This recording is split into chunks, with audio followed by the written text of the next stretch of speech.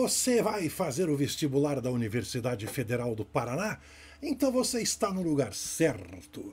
Eu sou o professor Gilberto Rocha e estou aqui para apresentar a vocês a nova lista de obras literárias indicadas para o processo seletivo da gloriosa UFPR.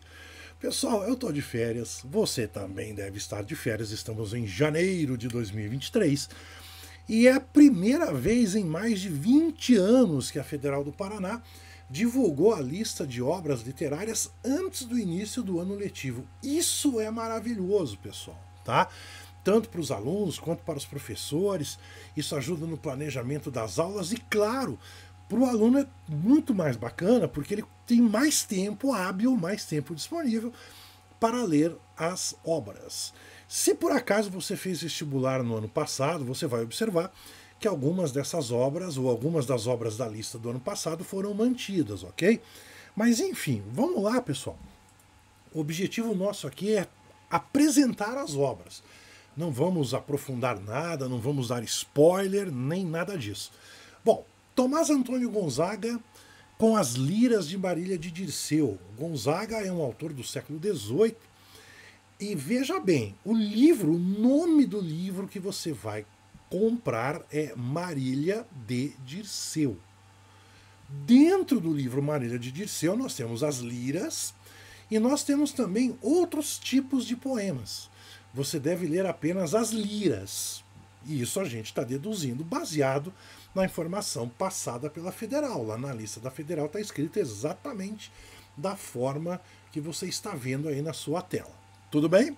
É o pastor Dirceu fazendo versos para sua amada, a pastora Marília.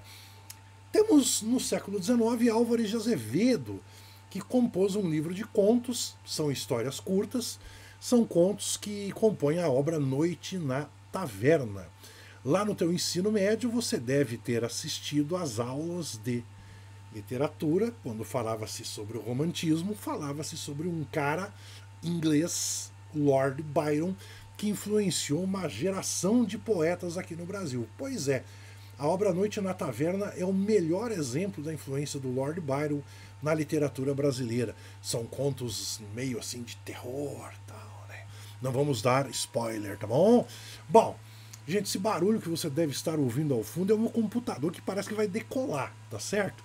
Eu tô fazendo o vídeo aqui meio de improviso, mas enfim, né? Porque, como eu te falei, a gente está, né, de férias.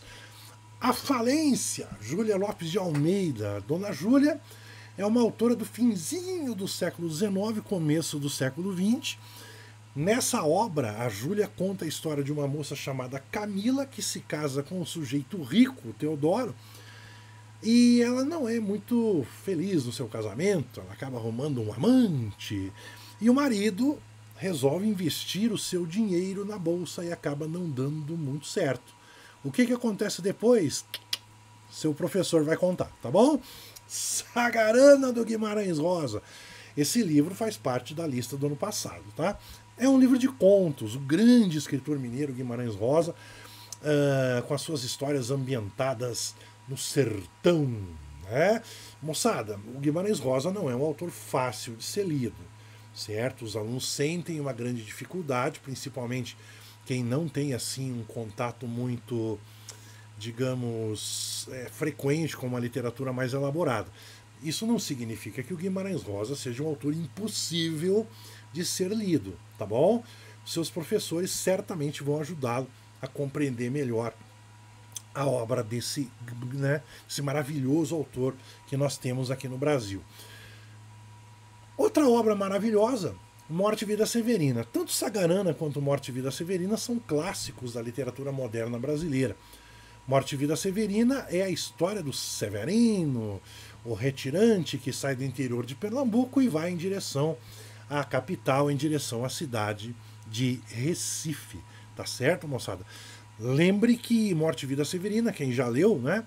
Trata-se de uma obra escrita em versos e, ao mesmo tempo, é uma peça teatral, ok?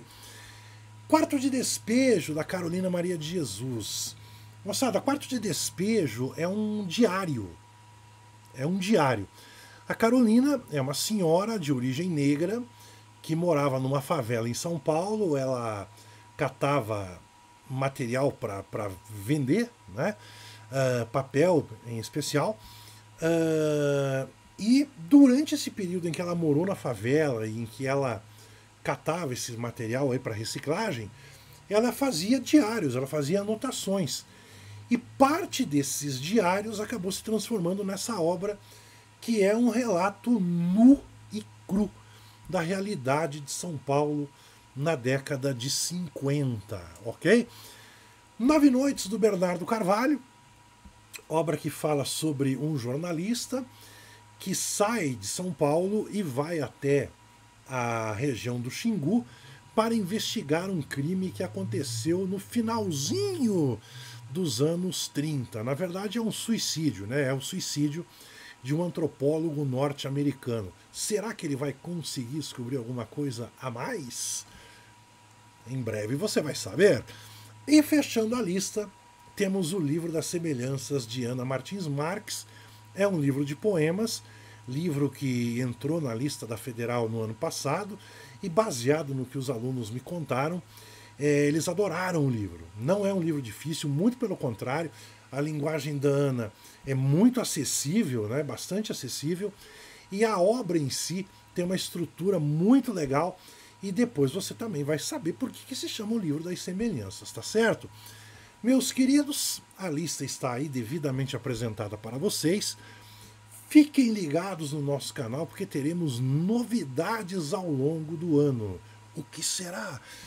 Fiquem ligados, tá certo? Moçada, boas leituras, grande abraço para vocês e até a próxima. Tchau, tchau.